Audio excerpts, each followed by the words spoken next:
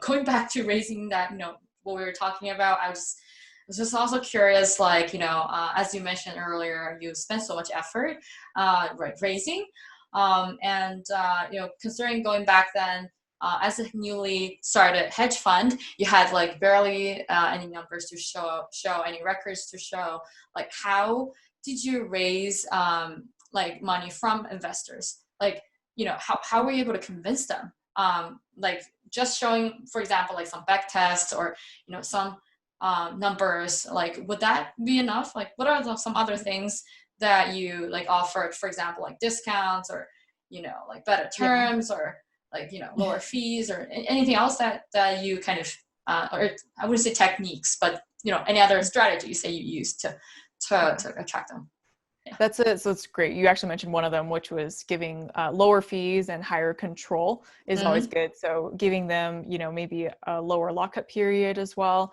More liquidity, lower fees are always good ways to attract investors. Another good thing is there's a lot of investors that are specifically day one allocators, meaning like they invest in, we call emerging managers who are just launching their fund.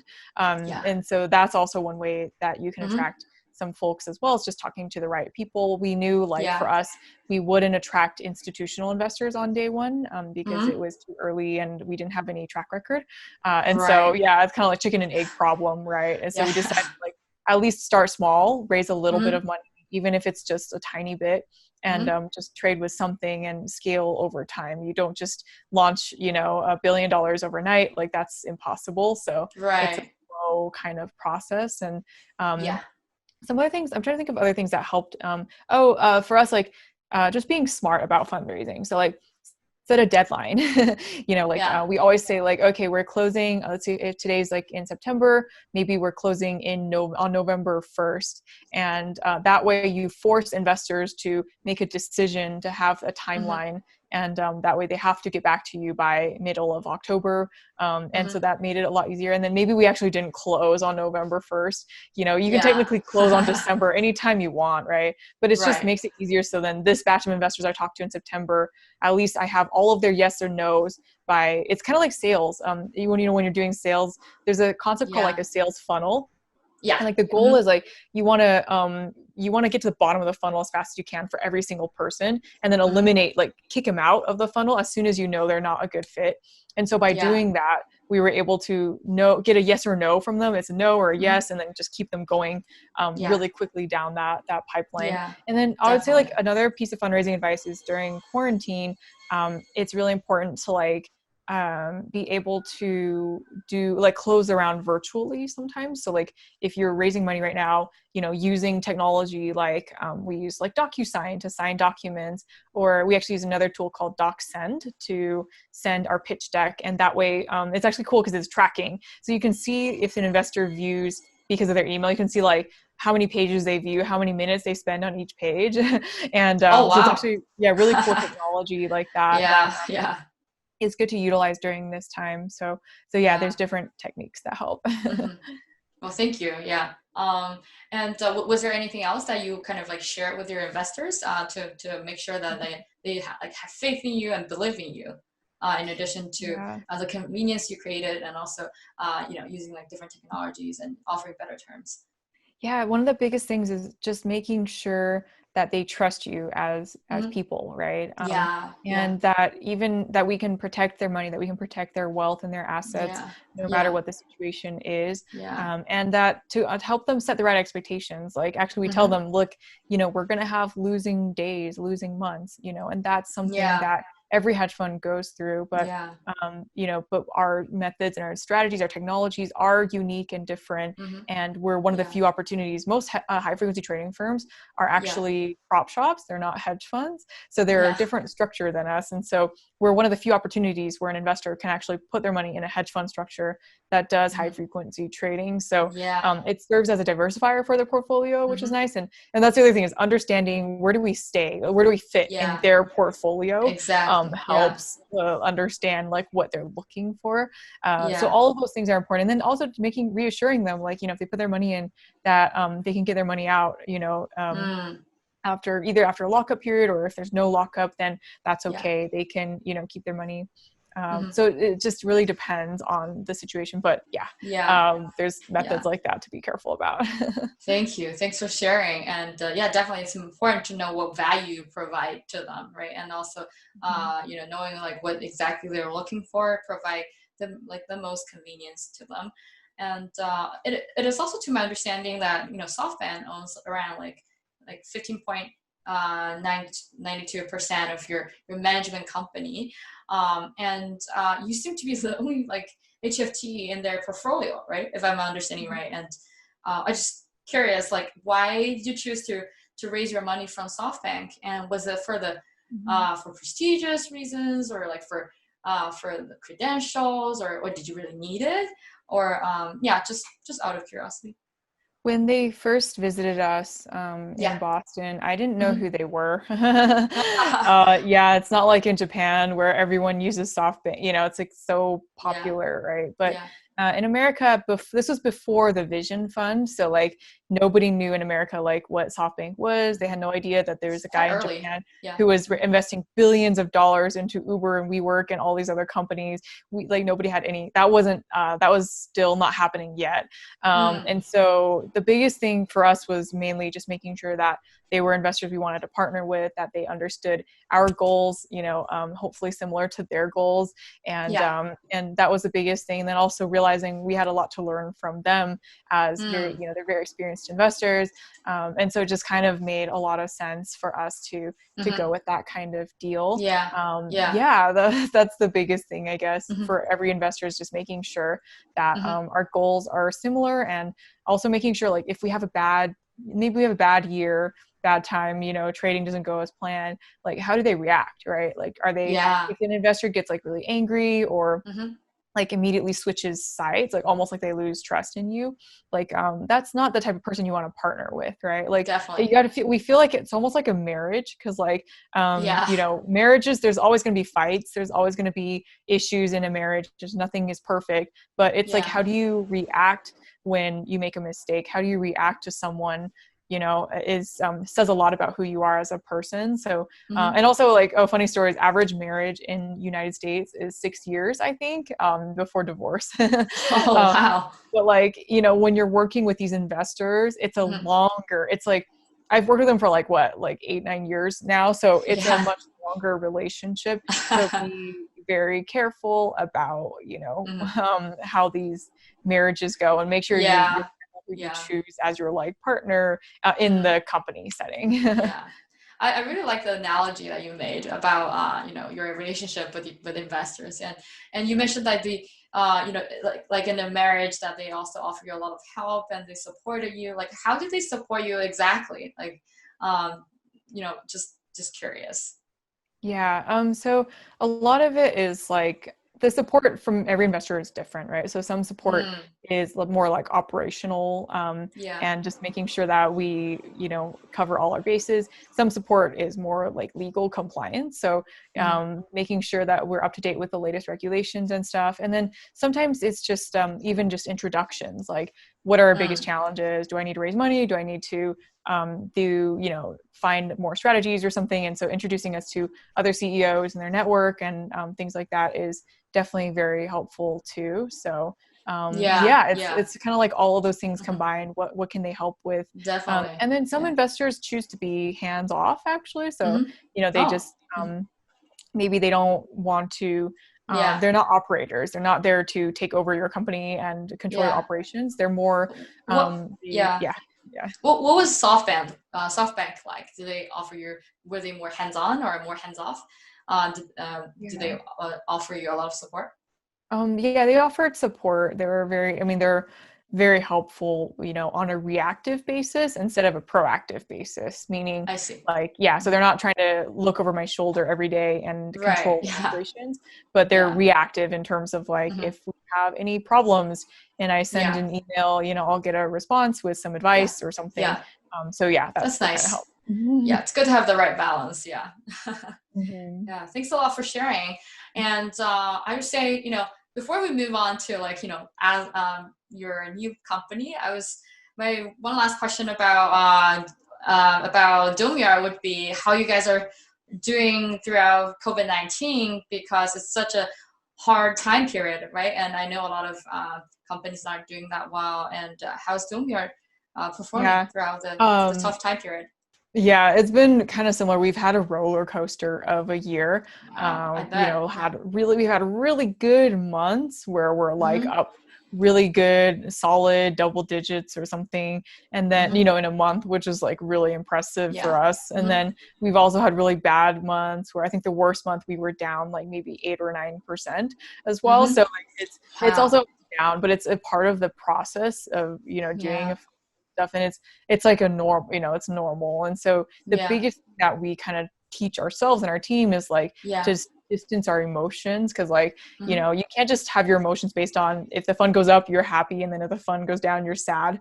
A lot of amateur traders are like that, and that's but it influences your decision making. So if you get emotional, you tend to make really, bad decisions for yourself sometimes. And so you have to look at the bigger picture of where things are going and realize like things, no matter what happens, things will be okay. And like, it's not going to be that big of a deal in the end, so seeing that bigger picture and realizing that we're still lucky, given what's been happening out there. Like that's really what matters. So Thank you. Thanks for sharing all that experience. It's super helpful, and I'm sure our audience definitely finds it very helpful as well. Earlier you mentioned your new company that you're going to that's going to take your full attention. Databento. First off, it's such a cute name, right? And congratulations. I'm really happy for you that you took a leap of faith and decided to start a second company, right? How is that going so far? Like, how's everything? Yeah, so I initially started Databento because we had wasted over $1 million on data, like market data. Wow, that's a lot. It's a lot. Yeah. And we were using less than 5% of the data that we purchased. So it was like a big waste of everything. And also because a lot of the data systems are very outdated. They're very backwards. So, you have to install a keyboard or install a phone, install like a terminal. And we realized like, this is like, it's already 2020, and you should be able to access data from home, from anywhere, and also just pay for only the data you need. And you don't have to pay for the entire exchange, because that's way too much data for most companies. And so that's why we started Databento. And it's kind of like the concept is, smaller size data in like bento box, so it's like a portions of data basically is the theme, I guess. But it's been really fun. I love it because it's just one is because we're making a big difference for people. There are a lot of startups who are starting their own hedge funds, and they say, oh, I love, we want to use your data, and basically that way they can launch faster with our data, save money, and grow with us as a company. So as they grow their business, our data is the best quality that's out there. I can almost I can't guarantee stuff, but I'm very confident about it because we've done this before. We know how to rank. You work in a hedge fund, so you know what's good quality data, right? Yeah, exactly. And so we can grow with their team as they get faster or smarter, whatever they want to do. We can get them the data that they need. So that's been really good. And then I guess the other thing is, like, for me personally, it's been a good learning experience because it's the first time that I've basically brought a product to market and actually marketed and sold a product. And that's been really fun as well. I love it. So, and just the fact that I'm supporting small businesses and teams as well, small teams within large companies too. That's been definitely really fun and meaningful. So it's been fun. Yeah, for sure. And you mentioned that your potential customers might be like hedge funds or other like financial institutions. So your data is definitely more institutional quality, right? And I wonder, for your data, like how do you make it like institutional quality, and how do you like, for example, like customize the data? And I understand there are so many like data vendors out there. Do you think it's a red ocean, or like, if not, like how do you like, why did you decide to like still join the market, right? And how do you again, like, differentiate from yourself from your competitors? Yeah, so fortunately, this is an industry that, because we were in the hedge fund space for so long, Yeah. we know the data space pretty well too. So Oh, yeah. we're the only vendor that offers the kind of institutional quality. We call it, it's like level 1 through level 3 order book data, Yeah. live and Wow. historical, and that we offer it at an a la carte basis. So meaning that you That's can really cool. Yeah. customize based on even frequency. You can choose, like, I just want daily Wow. frequency. That's going to be cheaper than minute frequency, which is cheaper than nanosecond frequency. So it's very customizable. And I then, see. yeah, so, and then also you can choose like which products. So maybe I just want, I don't know, Google and Apple stock, or just a Yeah. few out of, not the entire exchange. That's okay as well. So it's very customizable I down to see. that level. Yeah, yeah. Well, that's really amazing, and it is indeed a bento sort of concept behind that. You can like pretty much, choose your data, pretty much align your data, and make sure everything works perfectly to your needs. But yeah, I was also super curious that since you worked in the hedge fund, you started a hedge fund before. Was it like the reason that I was curious about the reason you started Databento around this timing, and also whether you like pretty much incorporated or used any technology that you brought in technology over, like from perhaps Domeyard, and whether there's any like synergies that you're trying to create, like perhaps like the data you create at Databento, you would offer it to Domeyard, or like whatever technologies that you used or created from Domeyard, you're bringing it to Databento. So yeah, there are two completely different companies, and if Domeyard were to do anything with Databento, it would be just like treated like a regular customer, just like everybody else, basically. I So see. yeah, I don't Yeah. think it's difficult for partnership. Like on the Databento side, like there were some hardware pieces that, for instance, Yeah. Databento initially Yeah. just bought over from Domeyard, because it's like, well, Domeyard doesn't need it anymore. And Mm-hmm. Databento does need like more data related stuff. So we were able to just buy over certain things, and also Mm-hmm. transfer over maybe certain types of licenses and things like that for Mm-hmm. data. And then eventually Domeyard would just become a client like of the business, So, but they're two separate companies though. And I there's see. no like advantage gained, I guess, from either firm. It's just more like, Yeah. we happen to have some infrastructure lying around that Interesting. was Yeah. useful on the Databento side. So we're like, Yeah. well, might as well just, do an Yeah. official purchase and Mm-hmm. just record everything, and, and Yeah. then go from there. Yeah. Yeah. Wow. Interesting. And sorry, correct me if I'm wrong. I just wanted to, make sure if I understood it correctly. So some of the technologies were transferred from Domeyard, and some you mentioned were acquired from somewhere else, or you guys did Um, develop from scratch. It's developed from scratch, yeah. But in terms of Oh, technology, I like I'm see. I talking see. about like hardware, or Oh, I like a see. Okay. computer, like like a Oh, okay. monitor. Yeah. Yeah. So I things see. that are easy to kind of purchase, that I was like, well, we need Yeah. this, and Domeyard has like 14 monitors lying around. So can we just give Mm-hmm. this monitor, but we can't just give it, right? So Domeyard has to sell it because it's an asset. Mm-hmm. And so we just initiate this asset transfer type of thing. Right. But Right. yeah, it's just these little monitors and like hardware Yeah. pieces I and see. things like that. Yeah, Yeah. I see. So like no technologies like transfer from Domeyard to Databento, and you develop Yeah. everything from scratch. So Yeah. there's no IP that was Oh, transferred I over. see. Yeah. I see. Thank you. Yeah, yeah. I just wanted to clarify a little bit because I thought it was a very smart idea if I were to start a second business, right? But I Mhm. also totally understand that you kept both companies like separate. I'm sure Yeah. you had your own reasons as well, but yeah, that's totally Mhm. understandable. And I also think given that the majority of the hedge fund out there, they spent so much money on data, and for some big players, they would spend like millions of dollars, and I know some like hedge fund, they would spend like the hedge funds with more than like 5 billion in assets, like they would spend most of their time like searching for money, and also like like searching for like data, and it's just how crazy data, how crazy important data is within the industry. And in addition to, like you mentioned earlier, like creating a new company and creating technology from scratch, I wonder like how are you like planning on doing it this time, and compared to like last time when you when it took you like 3 years to create everything, like, you know, what's your approach this time? Yeah, I think it's kind of like you learn lessons from the previous business. So definitely, you know, making sure that we outsource the functions that can be outsourced, you know, make sure that we use other people's, if it's software that helps us launch faster, we don't want to reinvent the wheel. You know, it's kind of like, if it's already out there, we might as well just, you know, become a customer of other products out there and then use those types of tools and products. So like one example is like Slack, you know, we use Slack to communicate, or we use a product called Monday for task management, or I don't know, what else do we use? Like we use Figma for, you know, a lot of design and like front office related design stuff. And so like those types of things, like there's no point in building any of that, right? It's just kind of like you use it because it's out there already. So it helps us take advantage of it. Yeah.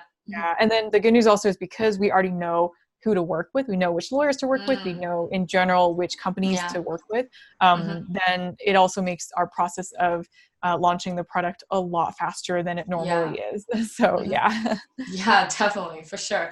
And I know your customers are right now probably more in the States, I'm assuming. Do you think you have any like plans of expansion, maybe expanding to like other markets for like Databento?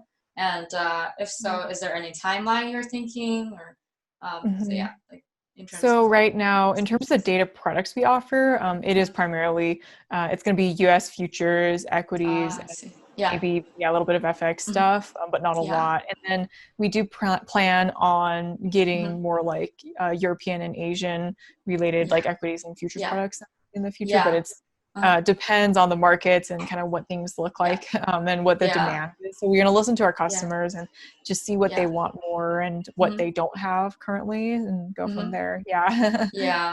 Thank you. And speaking of timeline, I know you're a very well-organized person, and you're very like driven, and you had like goals set and you would, you know, achieve them. I was just curious for this time if you have any like timeline, like, oh, by what time I want to like, you know, go public, or I want to, you know, grow the firm by X, like, you know, times, or do you have any like goals like that, or any like timeline, like limit like that? On my end, actually, usually we're very strict internally about like, you know, making sure that we take each step at a time almost and just kind of go from there, but also having a bigger picture in mind of in the future, if there's an acquisition or if there's an IPO, our goal is to be flexible in, you know, no matter what. So like a lot of it is also seeing what the economy looks like in the future, and that's kind of out of our control. But I do tell our team to be flexible about anything that comes around, and you know, if there's a good opportunity that's you know, valuable, we might as well take it. But there's nothing, you know, I never say like, oh, we need to IPO by this date, or we need to do something. You know, I think it's more take it a day at a time and just see like, is this company growing in the direction I want it to grow? Is it still enjoyable the way it should be enjoyable? And then kind of go from there. I think taking a step by step is always important, and it definitely gives the company more time to get ready as well. And I you know, I was going to end this you know, podcast, end this episode by asking you to like share some of your advice with our audience, you know, because I know you came from a finance background, right? With your internship with UBS and also like Goldman Sachs. And it's kind of funny that there are also a lot of like other startups out there. They also had like founders with like some finance background. In fact, for our previous episode, we had a conversation with Databento, which is a company based in Japan that provides like online platform that connects like professional connects people who need professional like services with you know, the providers out there. And he also like worked for you know, JP Morgan, had experience in finance, and in addition to him, you know, there were also other startups out there. And I remember a recent one was actually called StratiX. I think they are two Harvard grads, CS grads, and they started their, you know, trading company, like trading software company. However, for them, although the background seems solid, they have background in finance. Unfortunately, the company already dissolved like quite recently. So that pretty much shows not every company like goes so well, even though the I would say the founders have like solid background, right? So for you, I was curious, like, would you recommend people also like going to finance or like, before they start their company? Is it a route that you would take again, or you would recommend other new founders to take? Yeah, that's a great question. So first I would say like, in terms of failure, there is such a thing as like failing upwards. So meaning like, definitely. Even if most companies fail, right? But no founder has ever said, oh, I totally regret starting my company. I totally regret doing a startup. Mainly they'll say, yeah, my company failed, but it was a good experience. I learned more in 1 year than I learned in the past, my whole career, Absolutely. And I had so many more opportunities open to me because of those experiences. That's usually what I hear from founders. I would say like in terms of careers, there's no such thing as one perfect job or, career path for everybody. So meaning like you can, whether you start a company or you work at a big company or you're an artist or you're a full-time parent or whatever it is, that all of those are respectable positions and occupations. And, so long as you like it, right? That's what matters. So long as you wake up and you want to do that job, that's what's really important. I think in Japan, I know the culture is different. And so there's, I think it's still a little bit more pressure. When I was working in Japan, there was a little bit of pressure to like stay at your company, the loyalty and, staying. But, in America, the mindset is starting to change where people like for me, right? I tell my employees on the first day, if you want to use this as a ladder to the next step in your career at a better company, do that, and I will support you so long as when you're here at my company, you are doing your best job, and you're being honest and you're doing your best work. That's what I care about the most, right? And so I think that's people are starting to be like that a little bit more just because, realizing that life is not worth, it's not worth being miserable every day and sad and not liking your environment. And so you might as well. And one thing I always say to people is like, you're the average of the 5 people you spend the most time with. So especially at work, right? Because if you work like all like 12 hours a day in finance, you're going to spend the most time with the 5 people who are sitting like next to you on your team. And so do you want to be the average of those people? Do you want to be like them? And if not, that's okay. You're welcome to try something else and take a risk and do something new. The other thing is like while you're young, like while we're younger, we don't have family or kids to take care of, it's actually easier to take a risk right now, even though chances of success are so, much smaller when you don't have experience, but it's still awesome to be able to take a risk if you want to. So some people say, oh, I want to start a startup one day, but what do you mean by one day? Is it, 10 years from now when you have kids and, other priorities in mind, or is it like today or, when is that? So, so just asking those questions is always useful. And then, I'd like to do these exercises. One other exercise I do is like, imagine you're 100 years old in your deathbed and you're like, you look back on your life and you imagine like, would I be happy at my current company for the next 10, 20 years for the rest of my career? Or do I see a different timeline for myself? Do I see would I be happier if my timeline, I don't know, it's kind of like the anime, like Steins Gate, if my timeline was like this timeline or this timeline, like which one would I be happier? So like doing those kinds of analyses is, for me at least, really important to help me understand that. That's to help me understand, like, I want to leave Domeyard, actually. Help me understand that the hedge fund, I already had a good time. I did everything I wanted to accomplish, and it's time for me to move on and do the other things I want to do before I get too old. Definitely. So yeah, hopefully that helps. I totally agree. Thank you so much for sharing. It's I'm sure it'll be helpful to all of our audience, and also even to myself. I thought it was very thought-provoking because when I first when I first joined my company, I remember my manager, a mentor that I really look up to, he told me, he's like, your job isn't everything. Like, remember that. And you also need to have a life, have something you're interested in. If you really like your job, that's also a great thing. But make sure that you're always listening to the voice deep down.